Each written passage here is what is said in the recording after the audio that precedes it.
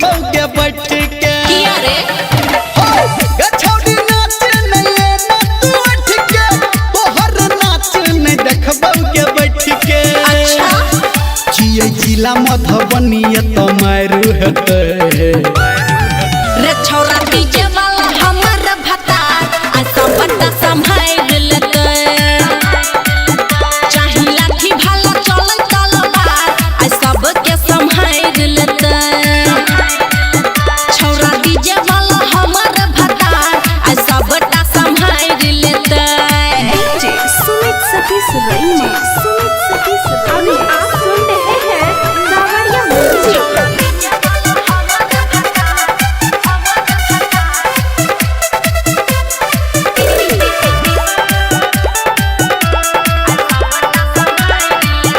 एगो तोरा एहन एले कते नचनिया हमरा नहीं बुझे छौरा ठंडा रे पनिया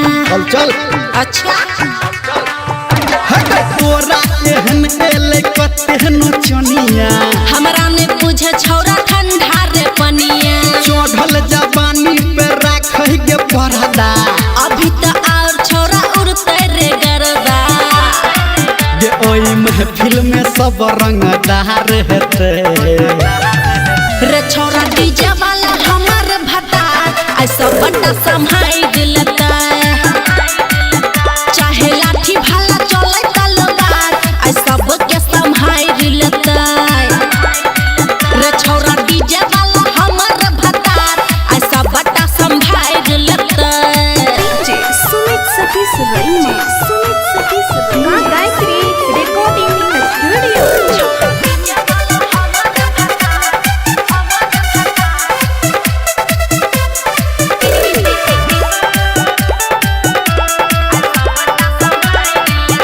एगो कर न छौरी तू कोनो नादानी अनरे अखरा में गाते तू जानी अच्छा हाँ एगो कर न छौरी तू कोनो नादानी